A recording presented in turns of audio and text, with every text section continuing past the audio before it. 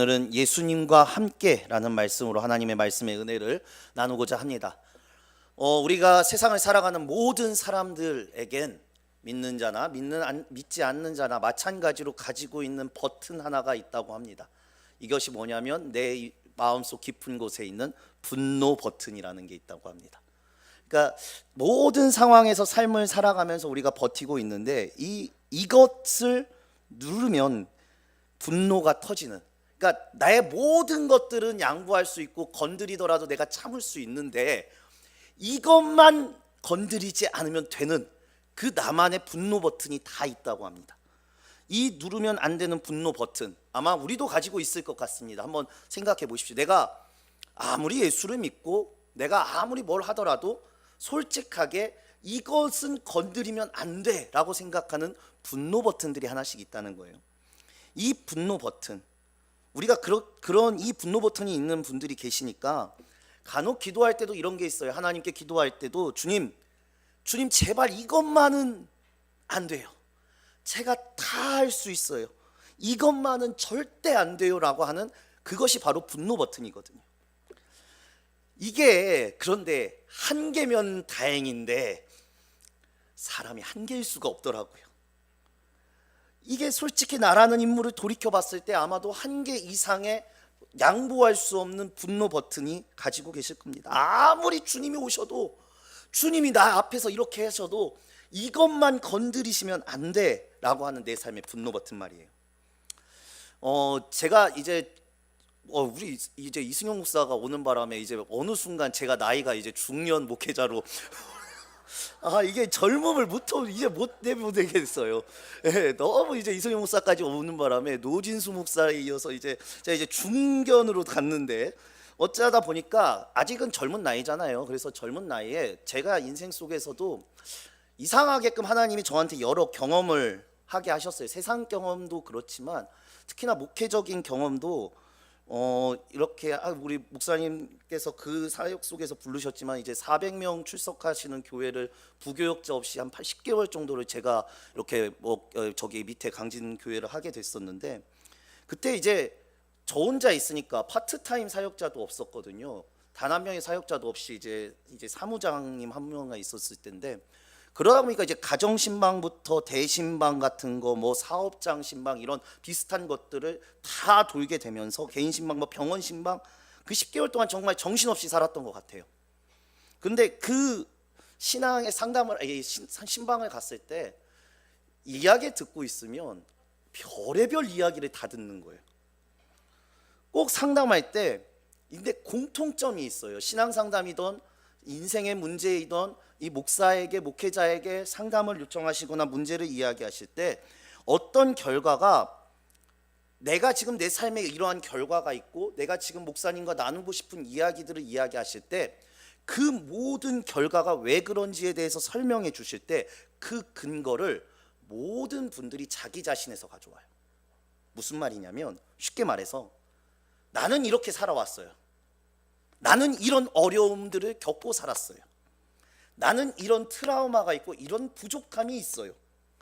이 이야기를 해요. 근데 제가 제 설교 때 자주 강조하지만 여기서 공통되게 들어간 단어가 뭐냐면 나예요. 나. 이게 우리가 사실은 부정할 수 없어요. 맞아요. 사람이 살아가다 보면 또 만나는 많은 여기 계신 성도님들도 내가 그렇게 살아왔고 그렇게 겪어왔고 그런 경험에서 내가 느끼는 것들이 있으실 수밖에 없는 게 맞아요. 그런데 내가 겪었기 때문에 그것이 사실이다라고 얘기하면서 저한테 얘기하세요. 내가 겪었기 때문에. 자, 제가 이 말씀을 왜 드리느냐? 사랑하는 성도 여러분, 여러분들 예수님을 왜 믿으십니까? 여러분들은 예수님을 왜 믿고 계십니까? 우리가 예수님을 믿을 때 이렇게 얘기합니다. 주님께서는 천지를 만드신 분이에요. 주님께서는 세상을 구원하신 분이에요.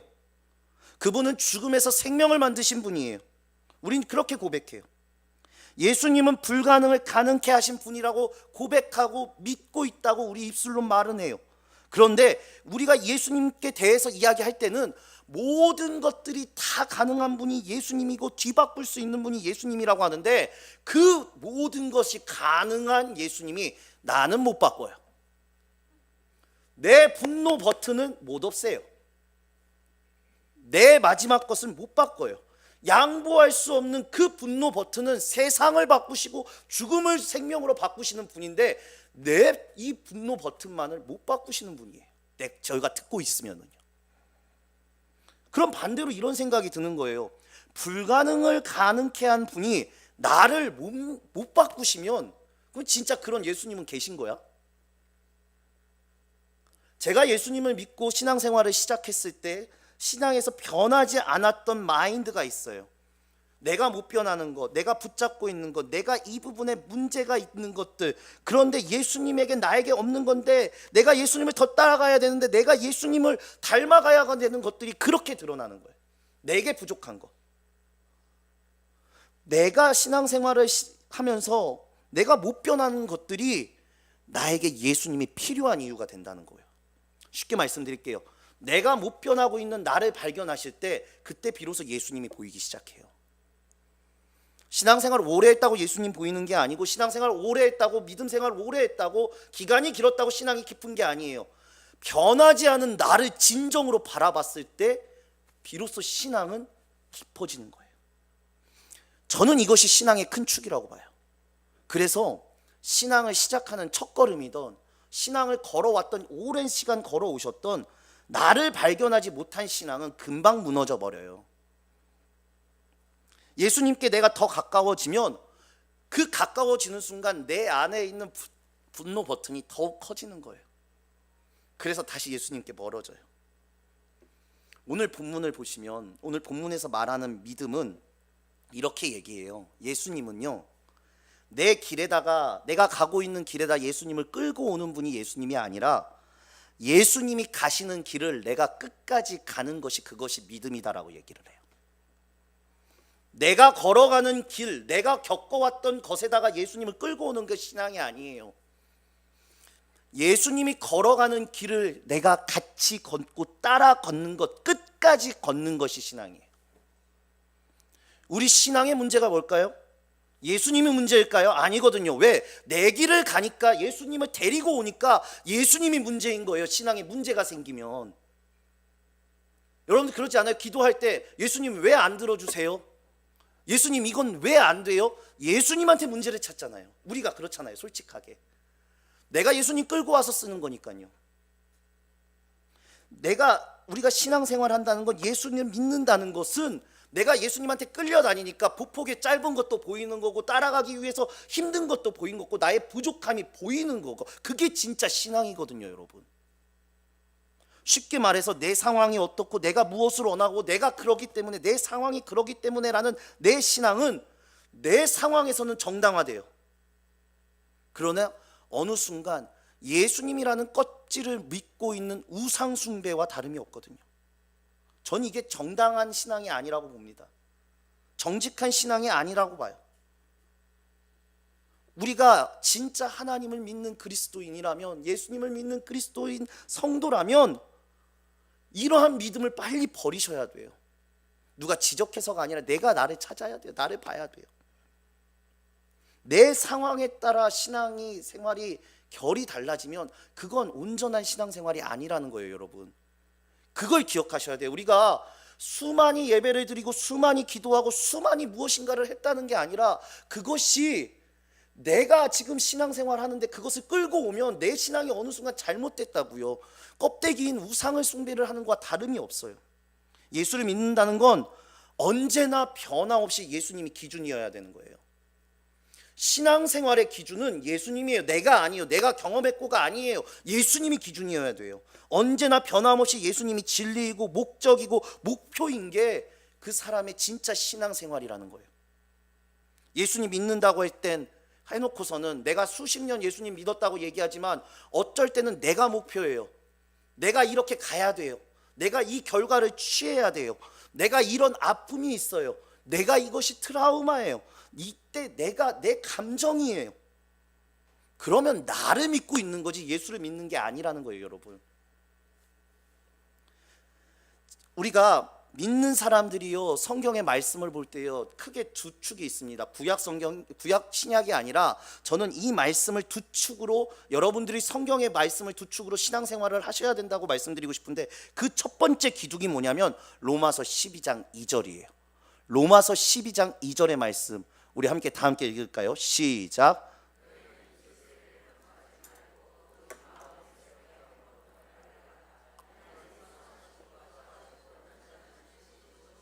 분별하도록 하라. 아멘.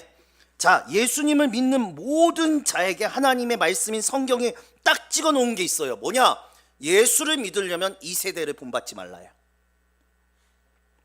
2026년 오늘을 살아가는 우리들에게 뿐만이 아니라, 오늘 우리 같은 세대만이 아니라 지금까지 모든 어느 세대이든지 이 말씀은 주님 오실 때까지 너희는 너희의 세대를 본받지 말라가 주님이 말씀하신 신앙생활의 큰 기둥이에요. 첫 번째 기둥.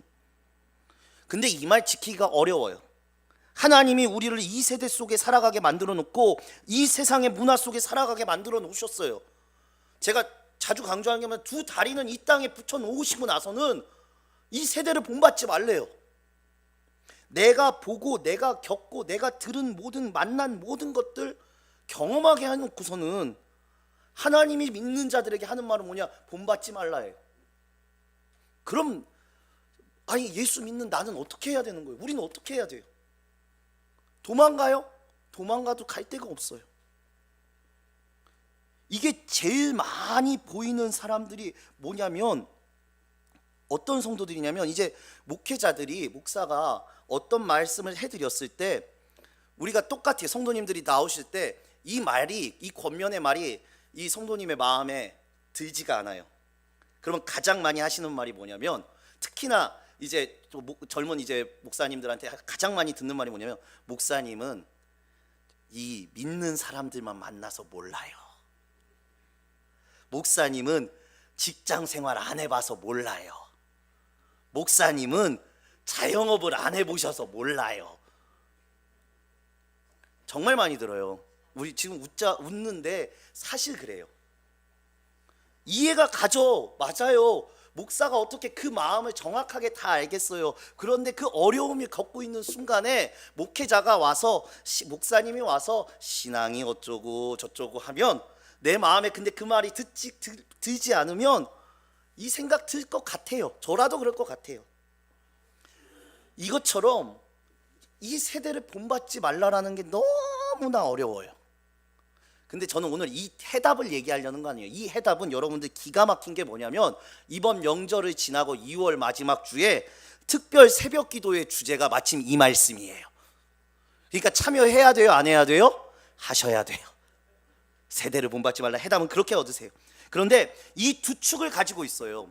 그리고 하나의 축이 뭐냐면, 기둥이 뭐냐면 마태복음 16장 24절이에요. 우리 마태복음 16장 24절도 다 함께 읽겠습니다. 시작. 예.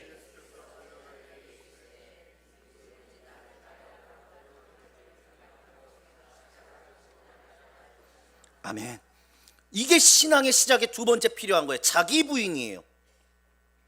자, 신앙의 시작이 자기 부인인데 우리 누가 날 부인을 해요?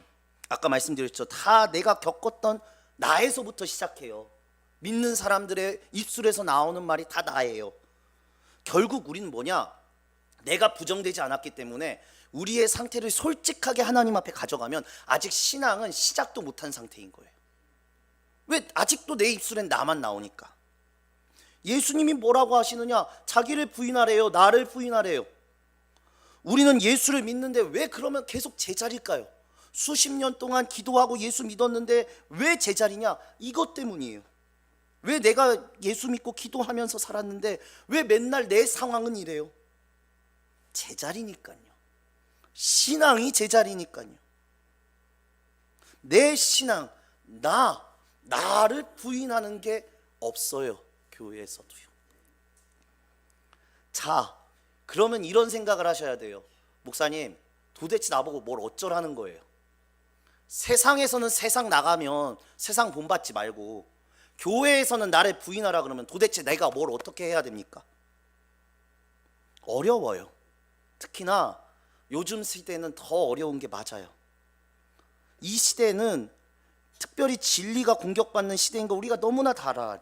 그런데 중요한 게 뭐냐, 개인 그 핸드폰에 나오는 SNS로 저는 그렇게 봐요. SNS가 내가 내 권력을 잡은 것이 뭐냐, SNS라고 봐요.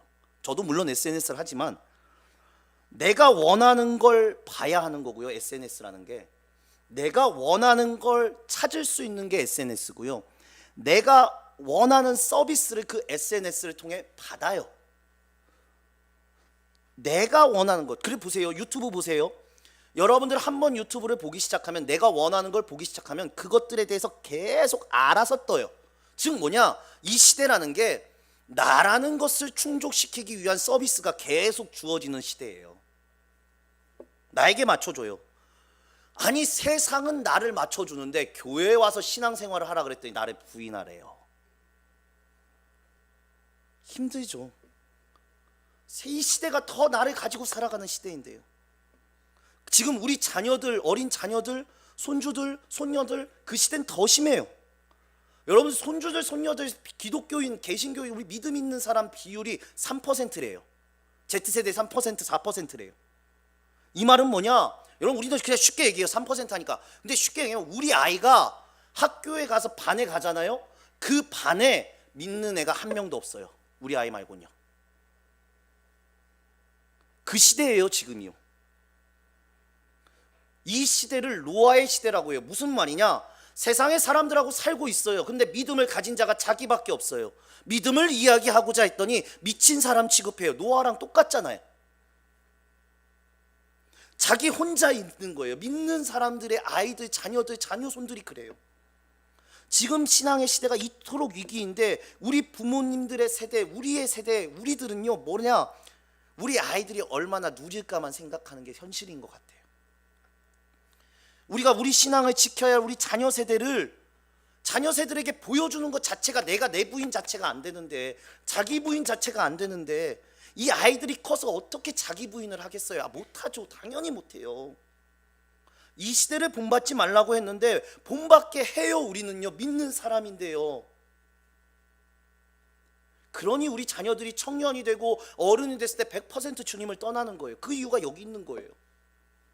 예수 안에 살아가는 건 자기를 부인하는 싸움을 하신다는 것을 잊지 마셔야 돼요. 우리가 믿으면은요, 나는 예수를 믿습니다 라는 말은 우리는 편하게 말하고 있는데, 바꿔서 말하면 나는 세상의 것을 부인합니다, 나라는 존재를 부인합니다. 이 말이 결국 예수를 믿는다는 거예요. 나는 나를 부인하고 세상의 것을 영원히 본받지 않겠다.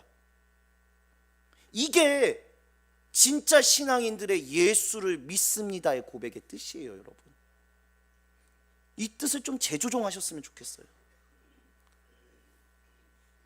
이게 그러거든요. 믿음이 그래서 정말 중요해요. 여러분, 예수님이 우리가 어떤 죄를 짓고 어떤 죄를 만났을 때 그 사람을 불쌍히 여기면서, 그 죄인들에 대해서는 예수님이 불쌍히 여겨셨지, 죄에 대해서는 성경을 보면 단 한 번도 분노하지는 않으세요.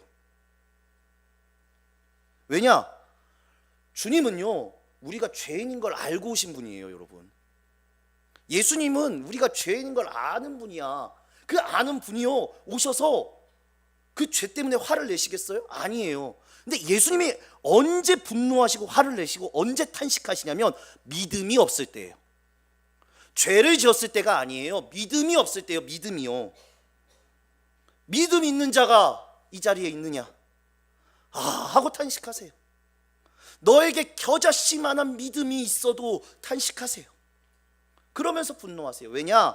이 모든 삶의 문제, 우리의 문제, 인간의 모든 문제, 우리의 문제를 끌어갈 것은 죄의 문제가 아니고 내 삶 속에 열등감이나 이런 문제가 아니라, 진짜 문제는 내 안에 진정한 믿음이 없다라는 게 문제예요. 나의 문제예요. 예수님이 언제 기뻐하셨어요? 그 감정에 대해서 잘 표출하지 않으셨던 예수님이 언제 기뻐하시냐? 믿음을 보셨을 때예요. 믿음을 보셨을 때. 주님이 기뻐하시며 감격하세요. 그래서 제가 오늘 여러분들과 살펴보고 싶은 여인이 바로 오늘 본문의 여인이에요. 여러분, 예수님께 칭찬받은, 직접적으로 칭찬받은 여인이 이 여인입니다. 오늘 28절 본문 28절 말씀 우리 다시 한번 다 함께 읽겠습니다. 시작.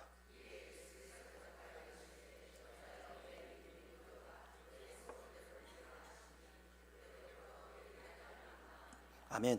자, 내 믿음이 크도다, 내 소원대로 되리라. 이걸 직역하면은요, 헬라어 그냥 원어대로 직역하면 네가 원하는 만큼 이루어질 것이다예요. 엄청난 축복 아니에요? 그냥 믿음이 크다 하니까 우린 그냥 받아들이는데 예수님 뭐라 그러냐? 너가 믿은 거, 너가 원한 거 그만큼 다 이루어질 거예요. 도대체 예수님이 뭘 보셨기에 이렇게 칭찬하시냐고요. 23절 보세요. 23절도 우리 다 함께 읽겠습니다. 시작. 예수는 한 말씀.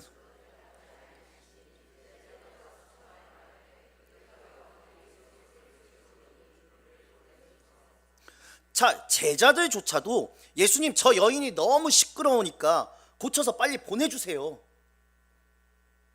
제자들도 했고 제자들이 예수님께 이 여인을 데리고 왔을 때 제자들도 이 여인의 믿음을 본 게 아니었어요.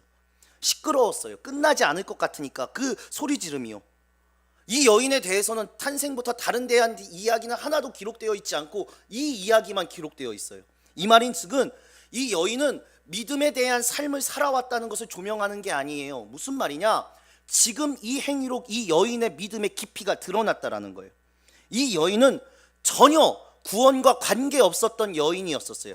21절에 보면 예수께서 거기서 나가사 두로와 시돈 지방을 들어가시니라고 얘기를 해요. 이 여인의 상태를 얘기하는 건데, 이 두로와 시돈 지역이 어떤 지역이냐면 마태복음 11장 20절에서 22절이 나와요. 우리 좀 긴데 우리 다 함께 읽겠습니다. 시작. 예수께서 권능을 가장 많이 행하신 고을들이 회개하지 아니하므로 그때 책망하시되 화 있을진저 고라시나 화 있을진저 벳세다야 너희에게 향한 모든 권능을 두로와 시돈에서 행하였더라면 그들이 벌써 베옷을 입고 제에 앉아 회개하였으리라.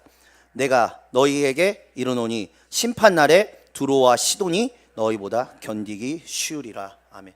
무슨 말이냐면 두로와 시돈이 책망받을 도시예요. 이 두로와 시돈은 갈릴리의 북방 지역으로 이도교들의 지역이었고 우상 숭배가 팽배했던 곳이에요. 이게 제가 구약까지 설명 안 드릴게요. 구약에서부터 이미 나왔던 이 지역은 혼혈 민족이 살아간다는 그 지역이에요. 예수님 오늘 본문에는 가나안 여인이라고 되어 있는데 마가복음 7장 26절에 보면 그 여자는 헬라인이요 수로보닉의 족속이다라고 얘기하거든요. 그러니까 완전 이방 여인이에요. 구원의 족속이 아니었어요. 왜? 오순절 다락방 사건 이후로부터 주님의 복음이 예루살렘 이후로 이방인들에게 퍼져나갔지, 그 전까지는 유대인들이 구원받는 민족이었거든요. 그러니까 지금 이 시대는 이 여인은 구원받은 사람이 아니에요. 그런데 이 복음과 관계없는 사람이었기 때문에 예수님의 말씀에 이 여인의 행적이 기록되지 않았던 거예요. 근데 이 여인의 믿음을 어디서 볼 수 있냐? 오늘 본문에서 보시고 예수님이 칭찬하셨다는 거예요. 자, 22절에 보면 이 여인의 상태는 내 딸이 흉악하게 귀신 들렸다라고 얘기를 해요. 그러니까 오늘 이 여인의 상태를 보시면 이 여인의 상태는 세상적으로 보면 최악의 상태예요. 제가 지금까지 길게 말씀드린 걸, 이 여인의 상태를 성경을 간단하게 말씀드리면 이 여인의 상태는 두로와 시돈 지방에 있었고 이방 여인이었고 딸의 고통을 들은 흉악한 귀신을 든 딸을 둔 엄마예요. 즉 뭐냐? 믿음이 있기 어려웠던 상황이에요. 어려운 게 아니라 불가능한 상황이에요. 우리의 입장으로 보면 이 여인은 믿음이 있을 수도 없다는 거예요. 자, 우리에게 와닿게 한번 풀어볼까요? 내 영혼이 피폐하고 내가 지금 삶이 원망스러워지고 세상에 분노하는 그러한 지금 심정 상태예요. 그 정도 문제가 아니라 가족들에게도 문제가 있어서 내 육신과 영혼이 완전히 피폐해 있어요. 그럼 주님을 믿어요? 우리가 주님께 나아가요? 못 나아가요. 심지어 예수님께 칭찬받는 믿음을 갖기도 어려워요. 그런데 성경은 지금 이 여인의 믿음을 봐라, 이 여인의 믿음이 칭찬받을 믿음이다라고 얘기를 해요. 근데 그 여인이 무엇 때문에 칭찬을 받았냐? 이 글자 때문이에요. 이 문장 때문이에요. 이 여인 뭐라고 합니까? 주 다윗의 자손. 이게 뭐냐면요, 왜 이 여인의 믿음이 대단하냐? 이 5글자가 우리는 성경을 알기 때문에 예수님이 다윗의 자손인 걸 알아요. 근데 이 시대의 이 여인은 예수님이 다윗부터 이어져 오는 주님의 자손, 다윗의 자손인 걸 알지를 못하는 시대예요. 그런데 이 여인이 그 예수님께 고백한다고요. 엄청난 믿음이 아니고선 가능하지가 않다고요. 우리는 성경의 증거를 통해서 알고 믿어왔었는데 이 여인은 성경의 전 스토리를 알지도 못함에도 불구하고 예수님께서 주 예수 그리스도께서는 다윗의 자손이라는 표현을 쓰는 거예요. 이 믿음이 대단한 거예요. 또 23절 24절 오늘 본문입니다. 우리 다 함께 읽겠습니다. 시작. 예수는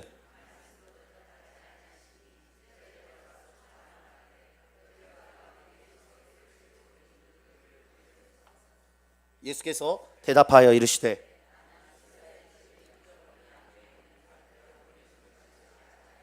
아니 아멘.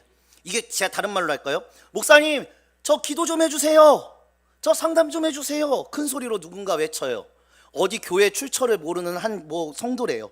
아무도 듣지 않아요. 그랬더니 옆에 있는 장로님하고 권사님이 이제 우리 목사님께 가서 목사님 저 사람 자꾸 시끄럽게 하니까 좀 기도 좀 해주세요 했더니 목사님이 그러는 거예요. 단박에 우리 목사님 그러진 않으세요? 아니요, 저는 저희 교인 아니면 말도 안 할 거예요. 그러면 여러분들 어떻게 하시겠어요? 바로 뒤로 돌아서 목사님 흉을 보지 않으시겠어요? 눈길도 주지 않고 정중한 표현도 아니에요. 그 여인에게 가서 미안하다라고 얘기한 것도 아니고 내가 너에게 해줄 수 없다도 아니에요. 이 여인한테 말한 것도 아니에요. 제자들한테 인격적으로 최종적으로 최고의 무시를 해버려요. 그 무시, 세상의 무시, 사람 대접도 안 해주는 그 무시예요. 뒤에 보면 개라고도 얘기하잖아요. 개의 비유를 예수님이 들면서 얘기를 해요. 그 개, 내가 저 개랑 왜 얘기를 해야 돼?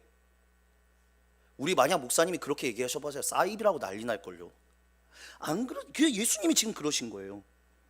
그런데 그 가운데서도 여인은 계속해서 이야기하는 거예요. 27절 여자가 이르되 주여 올소이다마는 개들도 제 주인의 상에 떨어지는 부스러기를 먹나 하니 하실 수 있냐고요 이 고백을요. 사랑하는 한식교회 성도 여러분, 믿음이 뭡니까? 아브라함은요 하나님을 깊게 만나고 이렇게 고백합니다. 주여 저는 먼지입니다. 다윗은요 하나님을 깊게 만나고 이렇게 고백합니다. 주여 저는 벌레입니다. 바울은요 하나님을 깊게 만나고 이렇게 고백합니다. 주여 저는 죄인 중에 괴수입니다. 하나님 앞에 자기 모습을 바라보는 거예요. 내가 누군지를 보는 거예요. 내가 벌레이자 죄인이자 먼지임을 아는 거예요. 나의 존재를 깨닫는 이 순간 내가 정말 나가 아니라 예수님 앞에 올바르게 서는 그 순간 믿음이 시작되고 칭찬받는 믿음이 되는 거예요. 여러분들은 나를 어떻게 바라보고 계신가요? 나 자신을 어떻게 보고 계세요? 나를 몰라요. 진짜 나의 존재를 몰라요 예수님 앞에. 그러니 예수님도 모르는 거예요. 내가 잘났어요. 내가 잘났기 때문에 신앙에 문제가 생기면 나는 잘났기 때문에 예수님한테 문제가 있는 거예요. 여러분 중심 안에 있는 열등감, 교만 다 여러분들 부인하지 않으세요. 부인하셔야 됩니다.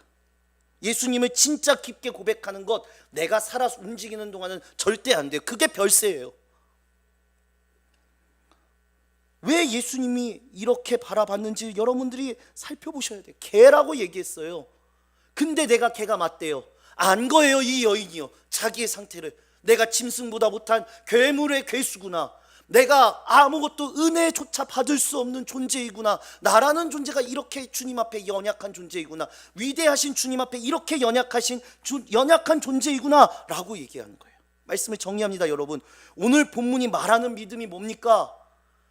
나를 주체해서 예수님 끌고 오는 게 믿음이 아니에요. 예수님과 함께 그 길을 끝까지 가는 거예요. 내가 예수님과 함께 예수님이 걸으셨던 길을 얼마나 걸어보셨습니까 여러분? 얼마나 가보셨어요? 그 길이 어떤 길인지 얼마나 가보셨어요? 세월을 얘기하는 게 아니에요. 환경을 얘기하는 게 아니에요. 오늘 본문의 여인을 보세요. 어떤 모멸과 모욕을 당하는 자리까지 예수와 나는 함께 가겠습니다. 예수님 따라가겠습니다. 그 예수님 때문에 버텨보셨냐고요. 우리는 그걸 하지 못해요. 그래서 불평불만이 가득 넘쳐요. 주님, 그런데 그러고 있는 내 모습이 개와도 같고 벌레와도 같고 먼지와도 같고 괴물 중에 괴수의 그 모습과 같습니다. 그 모멸감 앞에 여인은, 믿음의 여인은 고백합니다. 주님, 맞습니다. 내가 믿는 예수님이 대단하기에 나는 그 예수님의 부스러기에도 만족합니다. 그거라도 구합니다. 예수님의 인생이 이렇게 끌고 가시는 여러분들 그 축복이 가득하시길 주님의 이름으로 간절히 소망합니다. 하늘나라 가셨을 때, 천국 가셨을 때 무엇을 하나님 앞에 내놓으시겠어요? 내 안에 가득 채운 재물들, 권력들, 그거 가지고 주님 앞에 갔을 거예요? 아니잖아요. 나 가지고 하나님 앞에 갔을 때 예수님의 앞에 내가 내놓을 게 있어야 될 거 아니에요. 예수님 때문에 제가 이 짐승 같은 모습들, 이 짐승 같은 자존심 버리고 이 세상 떠날 수 있었습니다. 예수님 때문입니다. 이게 신앙이에요. 여러분들 예수님께 가보시지 않으시겠습니까? 처음에는 내 짐승 같은 모습, 무시당하는 것들, 모멸감 느끼실 거예요. 천국의 우리 업적들이 그런 것들이에요. 그런 때 예수님께서 마지막은 칭찬하지 않으시겠습니까? 사랑하는 내 딸아, 네 믿음이 크도다. 사랑하는 내 딸아, 네 믿음이 나에게 크도다. 네 주님, 제가 그 길 걸어보겠습니다. 예수님 믿고 끝까지 예수님의 길을 따라가 보겠습니다. 그 믿음이 여러분들을 주장하시길 간절히 소망합니다. 불편하세요. 여러분, 목회자의 설교가 편한 설교만 있는 게 아니에요. 불편한 설교가 오히려 주님 앞에 더 여러분들을 발견하게 하실 때가 있어요. 말씀 앞에 직면하세요. 여러분, 우리 결단 전에 오늘 말씀을 놓고 우리가 이렇게 기도하면 좋겠습니다. 제가 기도의 제목들을 두 가지를 띄웠는데, 우리 찬양하고 기도할 때 여기다 이 땡땡에다가 우리가 지금 기도하고 있는 것처럼 성구에 우리가 기도할 때 내 이름을 넣거나 내 자녀의 가족의 이름을 넣고 기도했으면 좋겠습니다. 주님, 하람이가 가나안 여인처럼 상황과 침묵 앞에서도 물러서지 않고 주 다윗의 자손이신 예수님께 끝까지 나아가 도움을 구하는 믿음을 지니게 하옵소서. 주여, 내 자녀가 자신의 자격과 자존심을 내려놓고 부스러기 은혜에도 감사하며 예수님과 함께 그 길을 끝까지 동행하는 참된 믿음을 걷게 하여 주시옵소서. 사랑하는 성도 여러분, 오늘 예수님을 내 길에 모셔오는 게 아니라 그 길을 함께 걸어가십시다. 우리 찬양하며 고백합시다.